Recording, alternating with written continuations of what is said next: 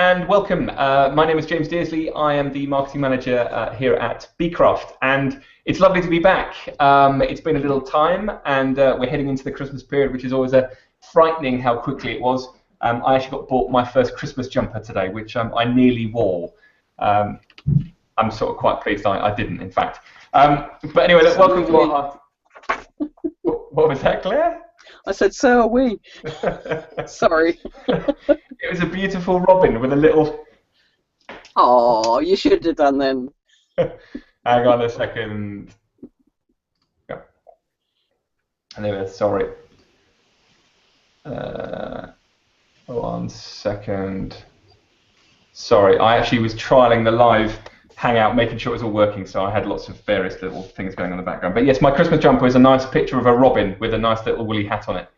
And where would it be with a woolly hat on? There's a market. Maybe we should do that. Yep. Christmas beekeeping jumpers. You can knit them. I would fail miserably. It would be the worst knitting in the world. But okay, so look, what we've got.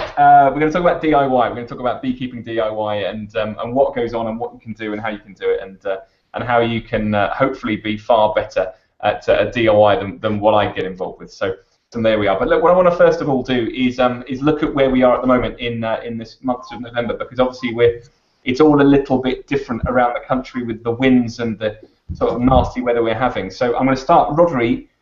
How's it with you in the darkest depths of Wales? I bet it's pretty bad, isn't it? Well, Storm Barney has hit us with vengeance. We've had torrential wind and rain. I checked through some of the hives just to see if they were standing yet today. And they're intact. They're just a bit wet. Nice and clean on the outside now. They've been sort of pressure washed by the wind and rain. But, The unseen benefits of a very stormy period. And what about you, Pauline? I presume it's pretty bad where you are as well, is that right? Yes, we've got similar sorts of weather, and at this time of year we like to do a pre-winter inspection of our hives, because we like to differentiate between true winter losses and those that are already predestined by not having a properly functioning hive going into the winter. So we would normally be looking at our hives at this time of the year, but the chance has probably passed now. Looking at the forecast for the weekend, I think it's definitely passed. Wally, would it help to say where you are? On Anglesey. Oh crikey! So you're going to get the brunt of it. With all storms, we have 2 miles to the sea, and then the next place is America. So the winds come straight across. Sure, your bees must be pretty hardy, I should imagine. And Pauline, Pauline, where are you based again? I can never remember. Who, me? Yeah. I'm on the west coast of Wales, sort of between Rodri and Wally. So you're all getting hammered. Yes, we got a lot of wind last night. It's better today. It's windy and dry today, but very, very windy. We've had a few trees down. The hives are okay. We've been to check them. Oh Christ! So one of the things, obviously, and I'm going to come on to Claire in a second on this, because obviously one of the big jobs is strapping down the hives. Claire, what should we be doing at the moment in terms of looking after our hives now, and sort of into the next month? I know there's a lot of snow predicted in the next few weeks. Any recommendations from you? Well, I mean, I think what Wally and Rodri and Pauline have said, first thing you've got to do is go and check that the hives are actually okay and that the roofs are still on and everything is still intact. We knew a beekeeper, and he called Adrian out one time. I can't remember what time of year it was.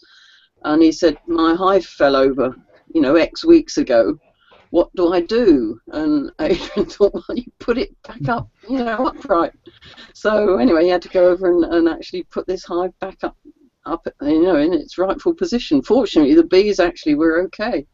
But obviously, that's a big risk that, in this sort of wind and weather, you've got to watch it.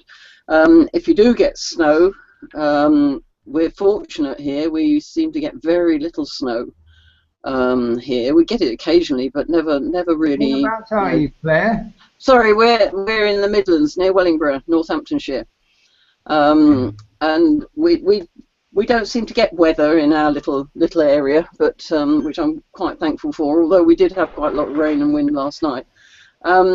But if you do get snow, then you just want to make sure probably that the entrances are unblocked, so that when the bees are able to fly and have cleansing flights, then they can actually get out. Another thing is that you need to heft your hives to make sure that they have still got enough food for the winter. They should have enough, because you should have fed them in the autumn until they were really heavy, and they should probably still be heavy. But with the mild weather, they may well have eaten quite a lot of their stores, and so you may need to put some candy on to keep them going.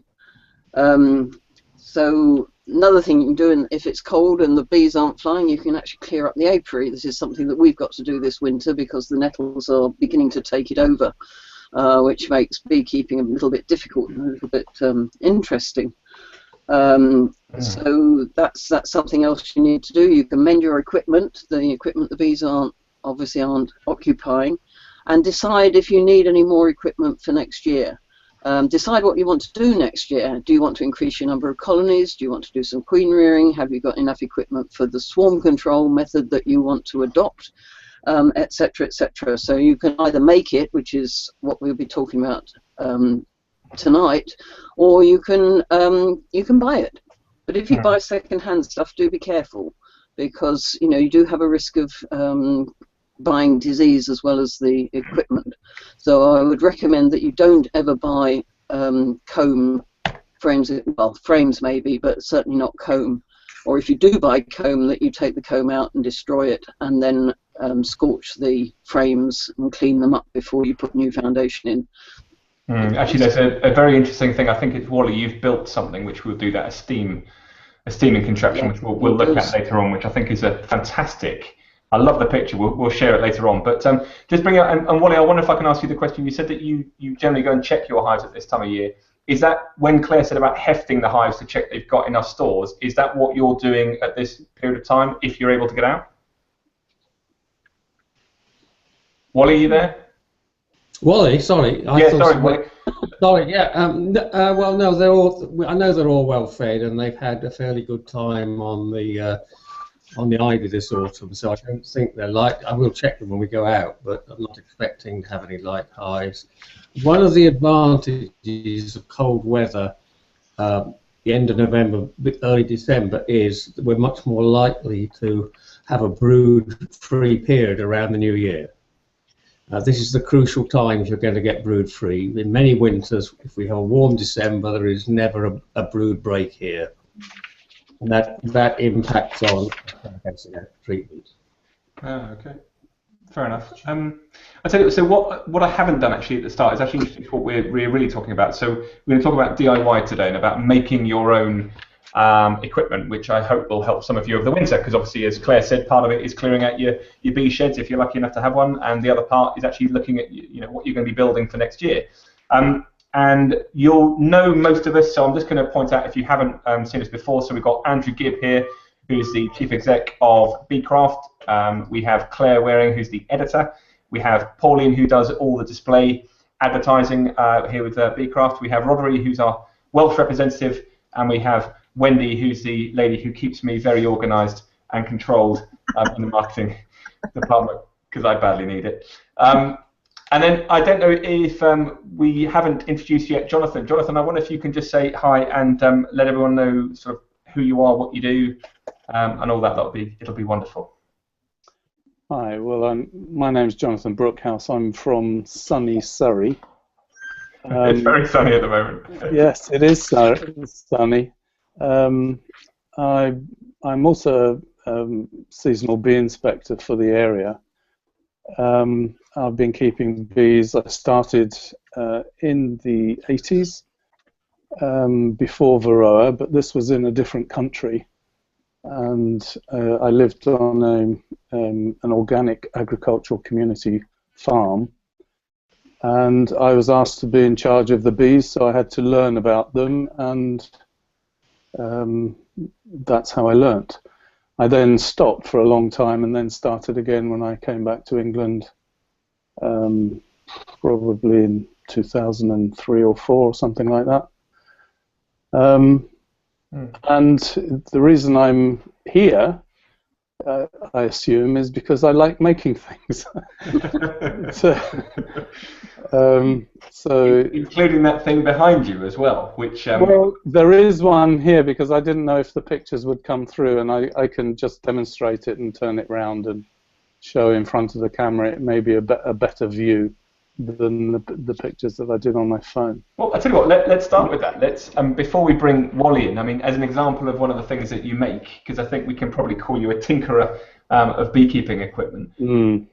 What is that in the background? Because I've seen the pictures, but do you mean this box here? Yeah, the box. Yeah, it's fantastic. Well, hold on, I'll just get it.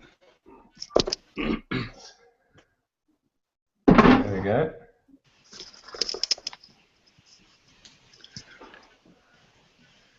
Well, this I call my inspection box, and it's basically a plywood box. I'm just looking at my. Can you see this? The whole view now. Yeah, it looks great. Yes. It's made out of birch marine ply, and as you can see, it can hold 4 frames inside on these 2 stainless steel runners. It actually clips onto the side of the brood box by this clip here.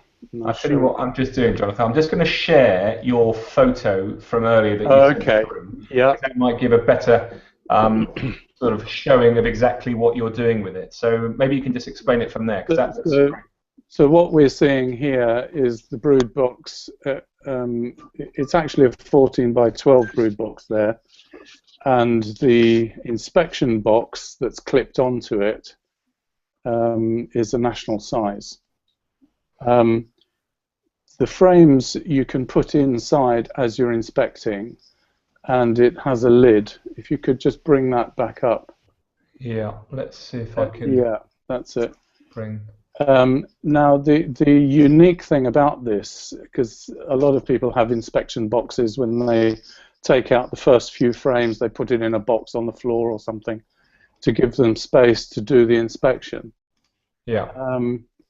This clips actually onto the side of the brood box, and you can put a frame in the clip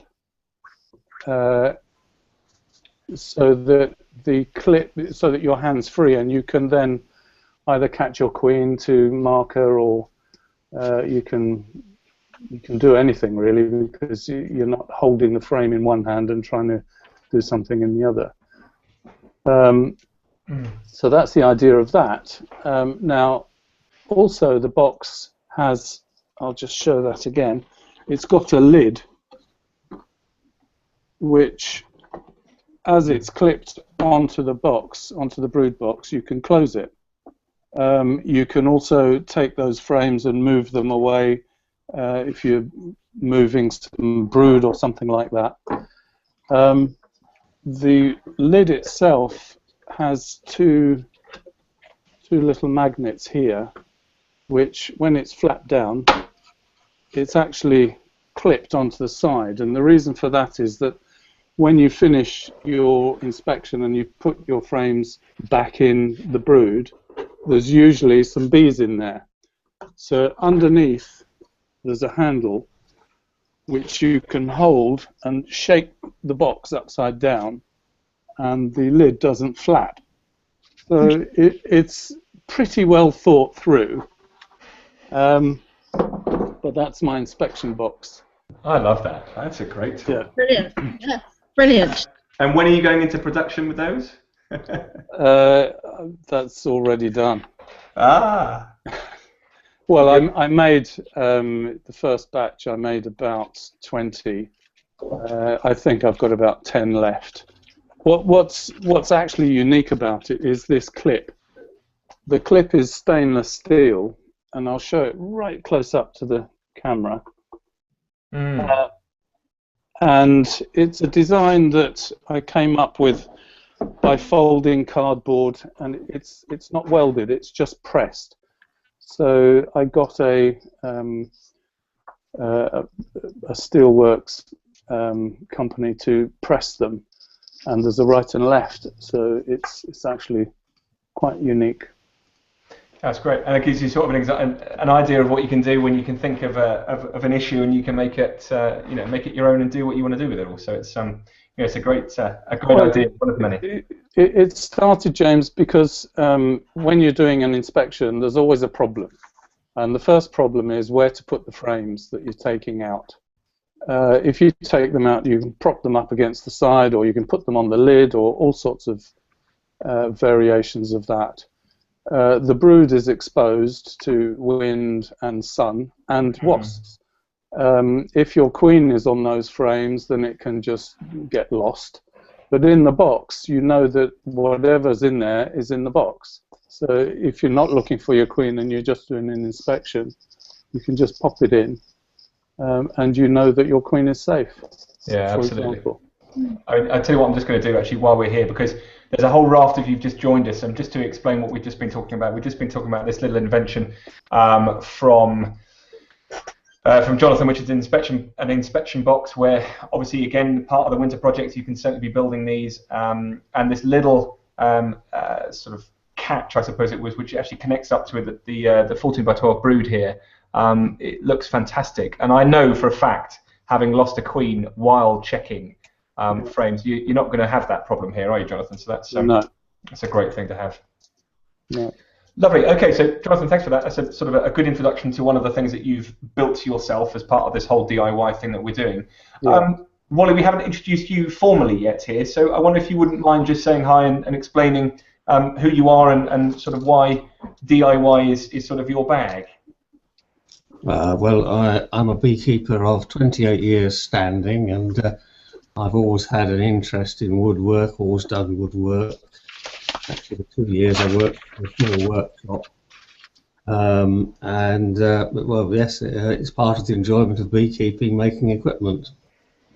Absolutely. Well, I'll tell you what, we mentioned steamers earlier on, and I'm just going to screen share this one, and maybe by way of introduction, maybe you can explain to people what you've done here, just by way of explanation of some of the things that you've done. So what is this? This is it's a steam cleaner, and basically it's a box which can be attached to a wallpaper steamer, and there's another picture there which shows the inside, and it has stainless steel bars across inside, and it will take 12 Hoffman frames, and the box is actually deep enough to take 14 by 12 frames, and you feed steam in the back, and at the front there is a pipe coming out, and the molten wax and water comes out of the front and is caught in plastic trays. And we've got 50 hives, so exchanging a third of our brood frames each year means that we have at least 300 frames to treat each year. And this cleans all the wax out, has a very good recovery rate, much better than a solar extractor in terms of recovering the wax, and the wax also comes out well coloured of it. So it's revolutionised sitting there and trying to scrape down old brood frames and clean them out, and they go on from the steam cleaner, and they go into a bath of a boiling hot bath of washing soda, and then the frames are recycled, refoundationed. No, absolutely, and just to so just for people at home, what's the you may have said this. What's the material of this on the outside, the box? The material is very important. It's no good making something like that in metal unless you can insulate it in some way, because you're just throwing away heat. And I was troubled by this for some time, and I settled on using special plywood that is used for shuttering, and there is a special plywood which is phenolic faced on both sides. And it is again like James's one. It's a birch plywood. It's Russian produced, and I wondered how it would stand up to the steam, and it's at the end of its 6th year now, and it shows no sign of decline. The box is screwed together, and all the joints are sealed with a silicone. Yeah, it's a magnificent thing, and obviously the wall-peg cleaner on the top, which is a fantastic addition. So, okay, well, Wally, thanks for that. So that's, in theory, that's two sort of DIY jobs which, if nothing else, hopefully will give people inspiration to just say, do you know what, you can just pull these things together, think of the problem, as I think Jonathan has said, and just sort of come up with it. One of the... Dave, yes. can I just interject? We've had a question in from Martin Gilmore again, asking if he can purchase the inspection box. So I don't know if, Jonathan, if you actually do sell those, or I do. you're prepared to? I do sell. You do? them. Okay. Yes, I do. And perhaps they can get my details from you. Yeah, we'll send it on, shall we? Yeah. Yeah, we'll send that on. So thank you for that, Jonathan. That's fine, actually, and thank you, Martin, for putting that in. Incidentally, we haven't actually mentioned that, so for those of you who are watching, if you've got any questions, I'm just going to bring up the page where we are, so excuse the screen share here for a second. Just in case you're watching this on the Beecraft website, when you're there, you'll see underneath the video that you're watching, there'll be a little section here saying Ask a Question. If you click on that, you'll just have to put your name and email in here and pop the question in. And then we'll be able to see, Wendy will be able to bring that question in. So any question you have for Jonathan or Wally or any of us, for example, please do pop your question in, and we'll try and get them answered for you. In fact, Martin, I know you put your question in at the start, and we're going to come back to that later. Claire's willing to answer anything, and that's one of the ones she's willing to answer. Sorry, Claire. Okay, so look, let's see you later, James. I wanted to put something to Jonathan, really, about the DIY question, really, which is, have you got any sort of top tips for people who want to do some DIY projects in terms of how they should get started if they've never done this sort of stuff before? What were your top tips for them just doing it? Have a go. If you've got a shed or a garage and you want to, or you may already have a little workshop or something, just have a go, and there's no right or wrong way of doing things. There's just how many mistakes are you going to make. So it's a question of thinking what really bugs you, what really needs sorting out, and then trying to solve it. But you know, a simple thing to do, for example, if you've got the picture of the wheelbarrow. Funny, it's exactly the one I've just loaded, because I think it shows you how rude. Everyone has a wheelbarrow, and everyone needs to move boxes. So if you just have a quick look at this wheelbarrow, it's very simple. You take the bucket off, and you put a platform instead. I found that if you put the front of the platform, if you can get the picture up there, James, slightly higher, it's easier when you're walking because it makes the boxes more level when you're walking with them and not tilting forward or backwards. So it's a question of finding what the problem is and creating a solution. There's hundreds of solutions out there yet to be discovered. As James seems to be fighting to try and find the photograph you're referring to, Jonathan. Yeah. I just wondered what everybody uses to take their all the equipment, because when you go down to the apiary, I mean, I have a little, not a huge walk, but my vehicle's not right inside the hives. So what does everybody use to take all their queen marking kit and their hive tools, and obviously you've got a bucket for soda solution, but what does everybody use for that sort of thing, and is that something that we can make as a DIY ourselves over the winter? Well, funnily enough, James, when he gets the photographs set up, there's also a toolbox, a Beekeepers Toolbox, which has two little drawers. This is a complex one, and you can stick your smoker on the end of it, because there's a clip, again, stainless steel clip, to hold the smoker. Again, this was a problem exactly as you say. When you go out to do your inspections, you need kit with you. When I do inspections as a seasonal inspector, I take a bucket because you need your soda water, Yes. and you need some smoker fuel. You need your smoker, and most of the rest of the stuff is in your pockets. But when you're marking and when you're clipping and when you're doing all sorts of things, you need to put it somewhere. Yeah.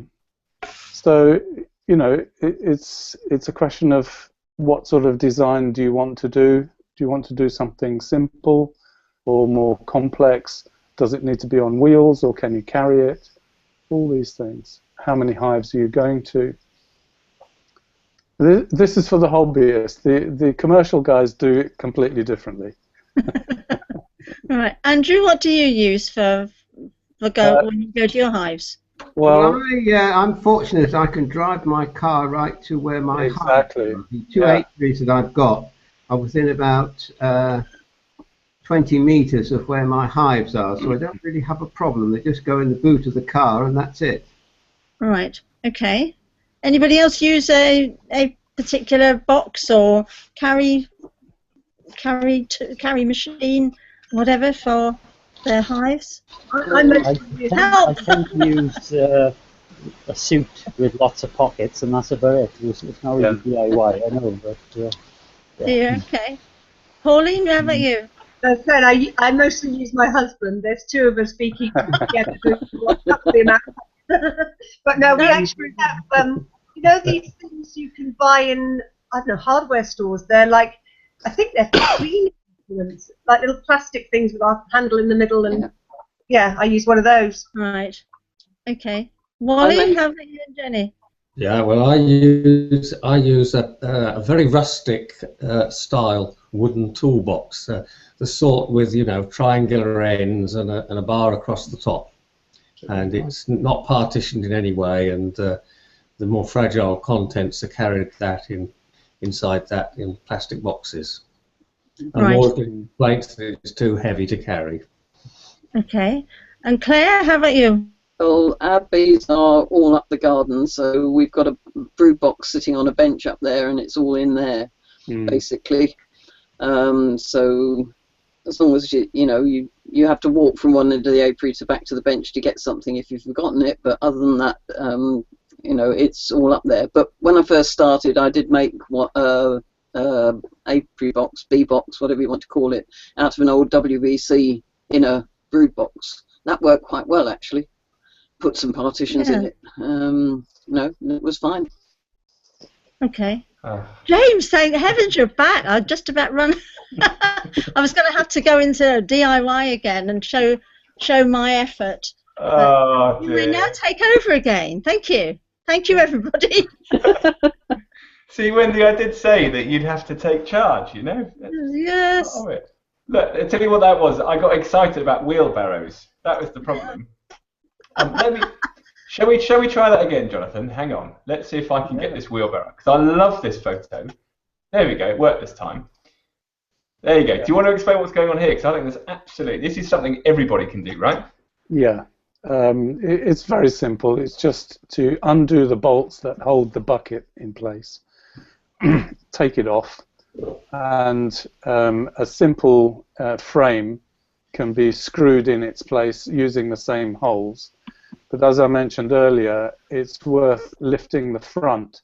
So first of all, it needs to be clear of the wheel, and also it helps stabilize the boxes as you're carrying them. It can take 3 or 4 heavy supers easily, depending on how strong you are. There's a very simple solution, and everyone can make one. Yeah, I'm just going to show you the one with the with your image with the super on it, or the hive and the super. So there we are. That's the one with it all on. So it all fits really well, doesn't it? Yeah. So that's great. Wally here. Hi, Wally, go for it. I've got a very similar one, but I took a shortcut. I backed a van into a wheelbarrow and destroyed the hod, and decided it was telling me something to turn it into a hive barrow. Are you sure you didn't do that deliberately, Willie?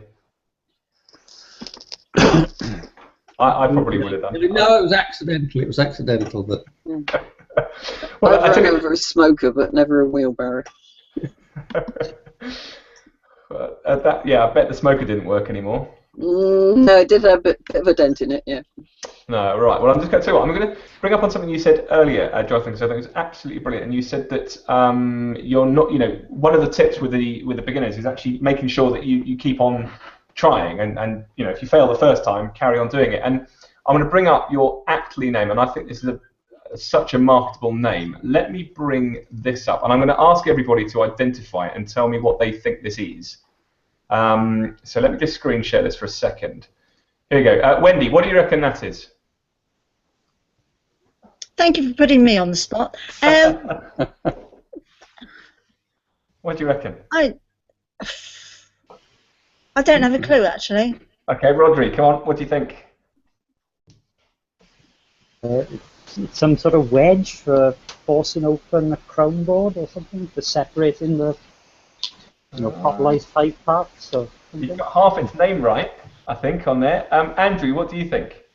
Well, I've seen this before when I've listened to Jonathan. It's a wedge, as Rodri's saying, but it's when you put your super back on top, or your next box on top, so you don't crush the bees. There you are. It's a waggle wedge, isn't it, Jonathan? Perfect. Yes. There's one here. Let me just hit onto you. This is its size. Can you hold that up again for us? There you are. And how many times did you do this? I made 100 of these. Or, over 100. I've got 100 left. Didn't it take you 5 times to get it right? Is that what you said? Yes. This looks really simple, and wedge is not a new idea. This started from when I put the hives back together. As Andrew rightly said, I always hear that crunch, and I hate that. It doesn't matter really how gentle you are and how careful you are, and even if you put the super down at right angles and then gently swivel it round, that's like a scissor motion, and you just cut off a few heads as you go.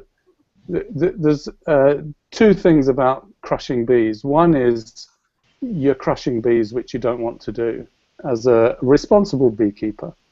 But also, you're not spreading nosema or anything that bee has, because inside the other bees begin to clean them up. So this is a very simple solution, and it basically, if you bring the picture back, James, of the waggle wedge, I'll explain how it actually works. Well, I'll tell you what, I'll share the one with the boxes. Is that the right one? That's it. So this is putting the super back on. The wedge, you just plonk the wedge in place. It's got a little stopper here. If you just share that with you. There you go. I can't see what you're seeing. Yeah, bring it over to your left a little bit. That's it. Perfect. Perfect. So it's got a stopper there. So every time you put it on, it will always sit in exactly the right place. The top box sits on this part here. Is that better? That's perfect. Sits on that part there, and then all you do, you put a bit of smoke around the edges. All the bees that are crawling out go back in, and then you just simply waggle it. You don't pull it, you just waggle it. And as you waggle it, it comes out very slowly, and the top box just goes down like it's on hydraulics. It works beautifully. My first prototypes, the top box always slipped forward, which was not good. So it's getting this angle right, which took so long. And it also has a little magnet there. And the reason being that my hives are sloping roofs, and I can just clip it on to the next one as I'm working and move on like that. Also, if you've got a few supers to take off, as you take them off, you can just stick a wedge in between each super, and that stops the bees being crushed as you're taking the supers off to get to the brood to inspect. So it works both ways, as you're taking them off or as you're putting them back on. But I think what I really like about it is the fact that it's, it took you 5 times to get it right, which is part and parcel of DIY, which is, in order to get the equipment working, you've just got to, I suppose you've got to find the problem, screw it up a few times, and then get it right afterwards. So, testament to that, isn't it? But let me ask you another question for those perhaps who are going into the winter now and want to build, let's just say, for example, a waggle wedge or a hive stand, or they want to put together hives or frames or anything like that.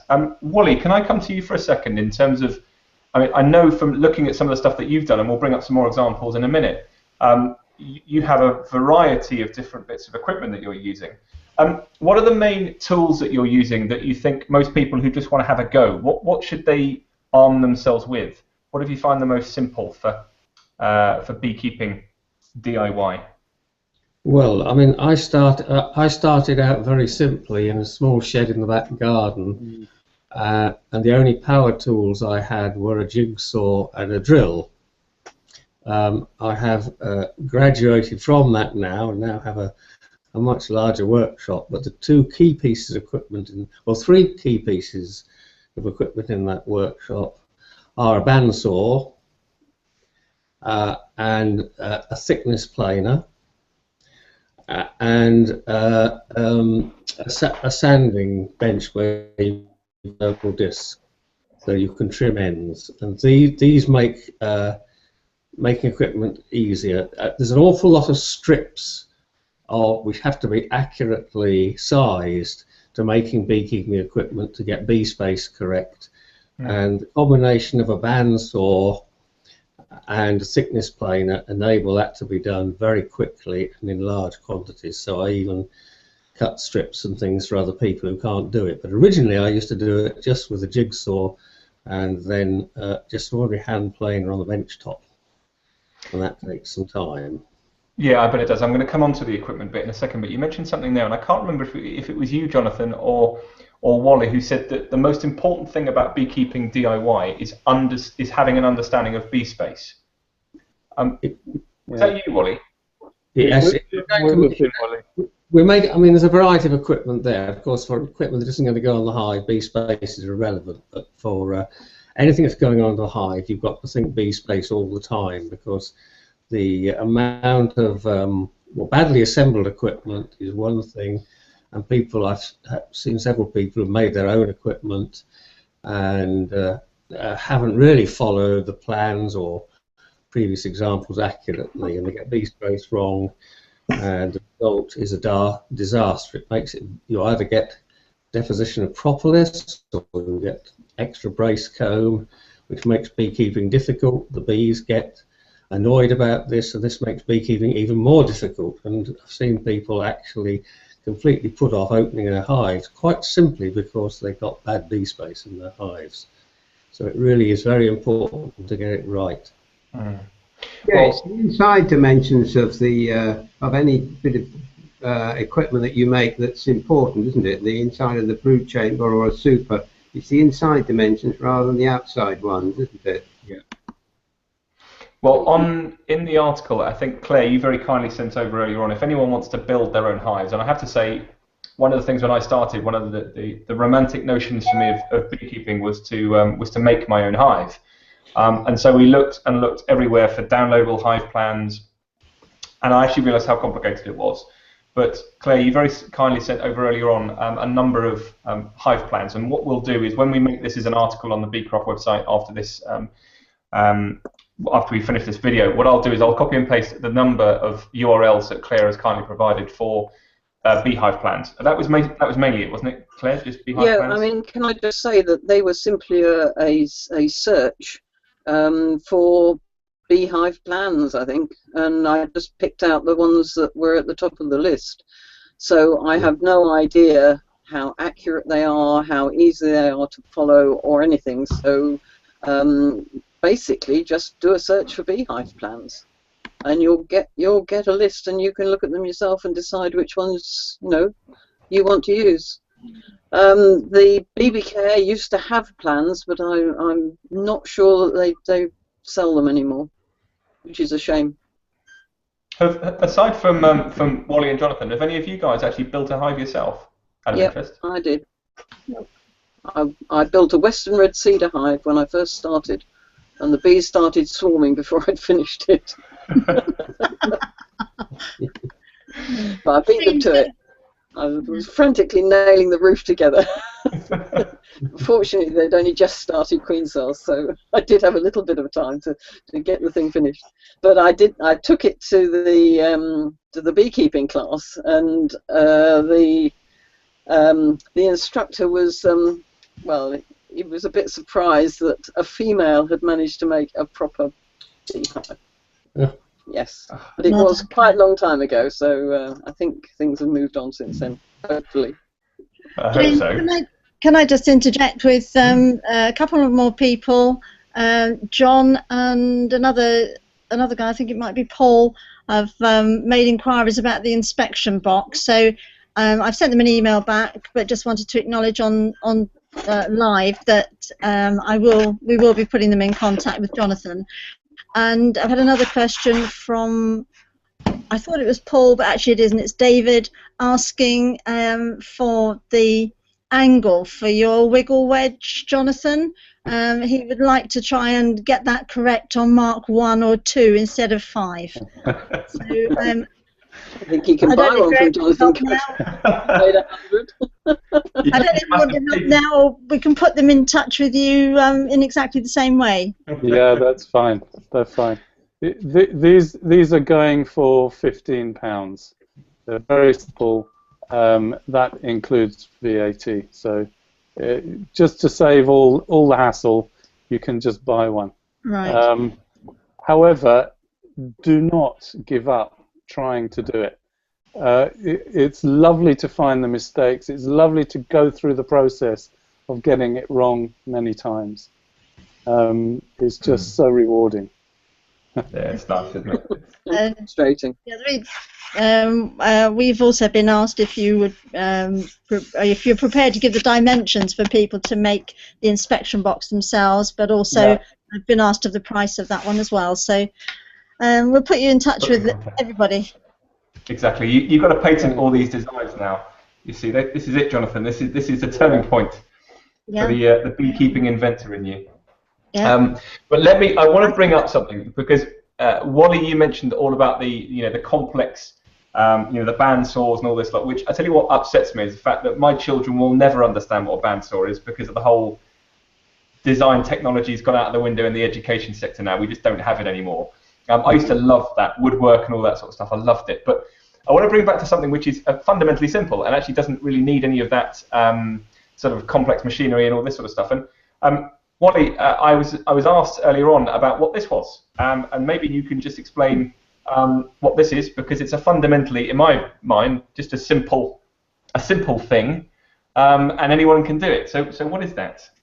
All it is an ice cream tub, which has had a series of holes drilled in the bottom. They're about 5 mil, I think, the holes, and then it sits on a margarine tub. It sits obviously with the hole down over the margarine tub, and you just fill it up with cappings that have already been drained on your extracting tray, and you put it in a sunny window, and you get a lot more honey come down, and you finish up with reasonably honey-free cappings for no real effort. So we've got about 20 of these for when we're extracting, and they sit in a line in a sunny window.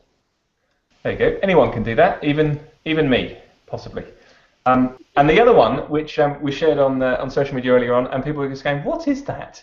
And I think this is another example of something which you could probably, or most people could, at least fathom how to do this. Let's just bring this up. So this is another one, Wally. Maybe you can explain what this one is. All it is a lift to get the standard double strainer lifted over the bucket so that you can actually fill the bucket. If it sits on the on the bucket rim, when it's about 2/3 full, the sieve then dips in the honey. So this enables you to fill the bucket up with filtered honey. And it's made triangular so that it actually isn't critical for the size of bucket. Just the inside of the triangle has to be correct for the sieve. It's very simple. Yeah. So it doesn't have to be all complex. That's the main aim of this, isn't it? And I think, coming on to your point just recently there, Jonathan, about the whole of the part of the enjoyment of doing the DIY stuff is actually the failing. I imagine the failing the first and second time is pretty, it's all right. The fifth and sixth time, I can imagine it sort of loses its appeal somewhat. But I mean, is that part of the journey for you with doing all the DIY? Is that part of the thrill of succeeding with something and sort of solving that problem? Is that all part of it for you? Yeah, I think that's exactly what it is. I'm sure Wally will agree. I think there's a real sense of achievement when you do solve a problem that you've identified, and I just love doing it. Personally, I make all my own hives for two reasons. One, it's cheaper actually in the end, because you can buy timber in bulk. You can get it cut to the right outer dimensions, 46 centimeters if you're doing nationals, and then it's just easy to put it all together. Again, I use birch ply, which is probably over the top, but whatever you make it out of, if you work it out, it's just really exciting to solve the problem. And bee space, as Wally said earlier, is critical. Critical top and bottom and the sides. Otherwise, you're going to get brace comb all over the place, and it just doesn't work. Do you know, one of the things I enjoyed most when I was looking at all this, and in terms of getting wood, sourcing the right wood, I was after, and funny enough, Claire, you said the red Western cedar there. I went to my local sawmill. If any of you were looking to source it and are one, you guys may know actually, if you're looking for red Western cedar, in our local wildlife trust in Dorking has red Western cedar, and it's got some lovely wood, and they'll make it as you want it. So it's I highly recommend looking at your local sawmills if you're interested. But one of the only things, just when we've got a couple of minutes left, I just want to bring up something else that Jonathan, you've put together, which actually, funny enough, is one of the only things I've ever built as a beekeeper, which was my hive stand. Now, I'm 6'5", so I have a lot of problems with bending over to pick up the hives, and I put my back out an awful lot. And so I built a hive stand, and you said about the sense of achievement, and I have to say it's one of the best things I've ever done. It certainly is not as professional as you've done it, but I did it because my problem was lifting hives when they're full of honey and trying to move them around. Yeah. And I know you built a hive stand for a different problem, so I'm just going to share this now. In fact, I'm going to get the whole picture of all the stands. And while I'm doing this, do you want to just explain why you built your own stand, Jonathan? Because there's certain dimensions of the stand, wasn't it, for a reason? Yeah, the height is critical because as you're doing your inspection, you're actually bent over the hives. So I started at 45, and I actually lowered it a bit to 40. The stands themselves, the legs of the stands are on a tile or a concrete block or slab underneath, because that stops rot. The width of the stands are obviously to hold the hive itself, but also because I use pitched roofs, the roof actually sits sideways inside the stand, and that will be the base for when you put your supers on to get to the brood box.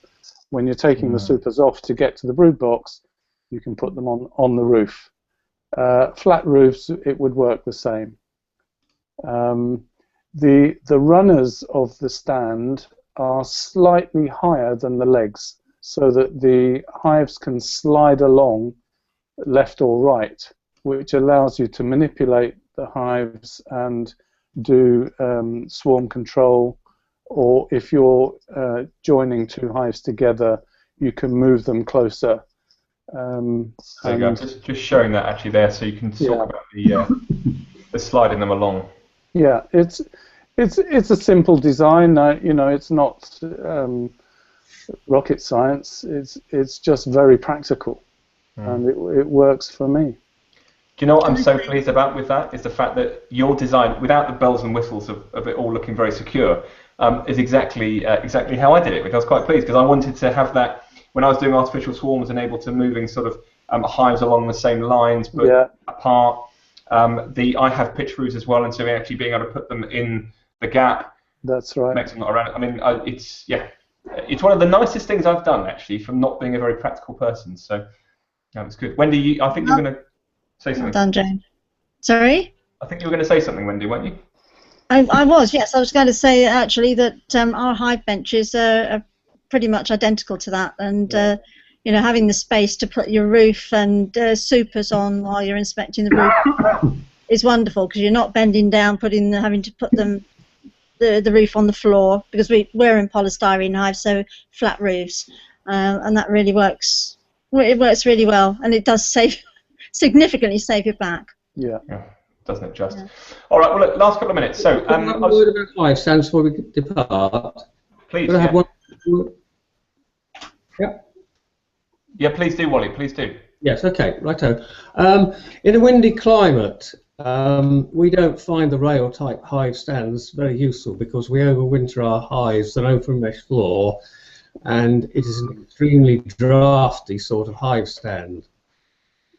So what we use as a hive stand is 2 9-inch concrete blocks and a 2-foot square concrete slab, and the floor itself has small feet, usually 9 millimeters high, screwed onto it, and they're sacrificial. If they rot away, you can replace them, and that gap, that 9 millimeter gap, gives the ventilation for an open mesh floor during the winter, and we find that a much more satisfactory sort of hive stand. And 2 concrete blocks and a concrete slab are maintenance free, and we've been using the same ones for 28 years now.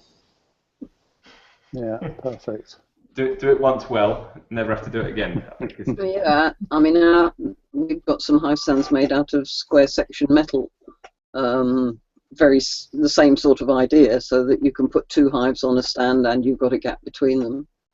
And they work very well too. But that's it, isn't it? Isn't that the point with the DIY stuff that we're doing, which is, as you said right at the start, Jonathan, which it doesn't really, there's necessarily no right or wrong. It's what you think is right, and you trial it and you test it, and if it works, fantastic. If it doesn't, then it doesn't matter. You try it again. I mean, isn't that the whole point of DIY? That's why we enjoy it, I think. Yeah. But look, let's finish up. Is there a single tip? Oh, go on, Wendy. All right. Just before we go, I just thought you might like to see my DIY, which I don't know if you can see it properly, but it's a napkin, if you like, with a hole in the middle, which it's cut ready to sew.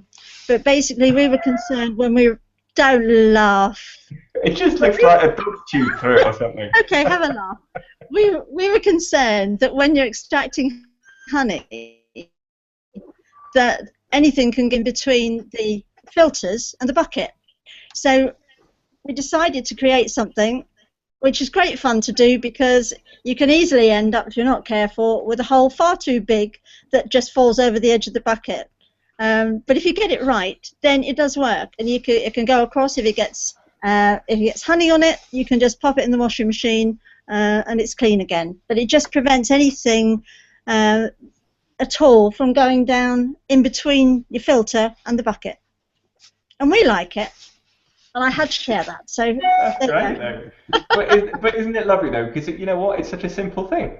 Inventions and they don't have to be complex. I mean, that waggle wedge, for example, it's obviously a lot of thought went into that, Jonathan, but it's a fundamentally simple contraption which has made such a difference. And let's be brutally honest, I mean, it's one of the worst sounds when you're squashing by accident a bee which is coming in. It's a horrible sound. But I thought your point about the disease prevention was quite an interesting viewpoint on why you'd use all that. But look, let's finish this off with a tip. Jonathan, one single tip you'd give? I think I know the answer to this one, but what would you say to anyone who wants to try this stuff? Just give it a go. You will not get it wrong. you haven't met my abilities yet. But and Wally, what about you? What would you say is your single tip for a beekeeper to have a go this winter at DIY? Oh, right. Well, the one I wanted to emphasise was that we have this great tradition in Britain about not painting beekeeping. Of course, the wood is said to breathe. Of course, it's entirely rubbish wood science, and it's very poor physics. And I think all hives should be painted on the outside, as they are in most other countries, and they should not be painted with a waterproof paint. They should be painted with one of the modern breathable paints, of which there are a multitude on sale, most of them now water-based. So any of these garden paints, like the cuprinol one and so on, make excellent hive finishes, and when they become that they don't peel. Eventually they start to look a bit thin and weathered, and you just have to run a light bit of sandpaper over them and paint them again, no problem. And you have it lengthens the life of your hive, and it prevents water getting into the wood and cracking it, and all the other things that. Oh, Wally's done a me. Has he gone? He's frozen in midair. But actually, while he's doing that, one of the things that when I looked at painting my hives, the only paint that I was told I could use was is it Sandalin? It was the only one, and it was the most expensive, which was a bit. Thorns sell, you mean? Sorry, say that again, Claire. I said the ones that Thorns sell. Oh, is that what it is? Oh, well, there we are. Yeah, there is one. I'm sorry, I can't remember what it is that they do recommend. But I bought, when I first started, I bought the Blue Hive, and I brought it home, and Adrian said, "Oh, I recognise that hive. I know the guy who had that 30 years ago, and it's still going strong." So, I don't honestly think he used special hive paint on it. So I think, as Wally says, it's just a question of protecting the wood. So that's a great bit of advice. So genuinely, Wally, just to paraphrase that, you're saying do paint your hives. Make sure it's a water-based paint, because it will lengthen the life of them. So I think that's a great tip. Before I forget, Wendy, could you just grab up Michael's question? When I got thrown out of the Martin. The first question we had in about the rotting hives, just while I sort of finish all this up, because I meant to, I did say I'd come back to that question you put in. You did, yeah. But just while Wendy's finding that, so we've got, in theory, we have one more hangout before Christmas, which will come next month, middle of next month, and really it's going to be an informal question and answer chat. I'll invite people into this to join us if you'd like to. But I hope you sort of enjoyed this year's hangouts. We've got a lot of hangouts already planned for next year. In fact, the starting one in January is all going to be about beekeeping and children, and how we can help children understand beekeeping a little bit more. We've got an expert over from America who's going to be talking about how they encourage children into beekeeping. So that'll be the first one in the new year, and that will lead off a whole load. But please, if you have any questions or queries or comments or requests as to how to run Hangouts or who you think would be great to join us on Hangouts, please do let me know by emailing me, james@bee-craft.com, because we hope these are a really good mechanism for people to join a discussion and understand beekeeping in a nice informal way from the comfort of the living room. So please do let me know. And without further ado, Wendy, what was that final question from? Right, it was what is recommended to use for filling in boxes with woodpecker damage and also wood rot. He's currently using a mix of sawdust and wood glue, then sanding down once set. Any thoughts on that, Claire, Wally, Jonathan? Well, what Adrian does this actually, I haven't done it, but I know he cuts the hole out, fills it with an approximate piece of suitable wood, and then fills it in with wood filler, plastic wood filler or plastic wood or whatever it's called, then sands that and paints it. I know other people have used sort of wire mesh, crumpled up netting to fill the hole with, but basically cut out the, cut it round, fill the hole up with something. And then, as I say, he uses plastic wood to hold it in place and, fill the little bits. Okay. Wally, did you have anything on that? Yeah, well, the plastic wood, the polyester wood fillers, which are the two-part wood fillers, you have a tin of filler to which you add a small amount of catalyst from a tube and then mix it thoroughly. Those are they adhere very well. They're completely weatherproof, and they're hard enough to cause the woodpecker to bend his beak. Get your own back. And on that note, about beating up woodpeckers, poor things, I think we're going to end that here. So for those of you who've asked questions, thank you ever so much for tonight. I really appreciate that. It's always nice to have that interaction there. And for those who wanted Jonathan's inspection box and waggle wedge and all the other stuff, we'll put you in contact. And just want to sort of say thank you to Jonathan and Wally for joining us, and for those of you watching. So join us next month in December for the last one of the year. So on that note, thanks ever so much, everybody, and see you from all the Beecraft team and everyone down here. Bye. Bye. Bye. Good night.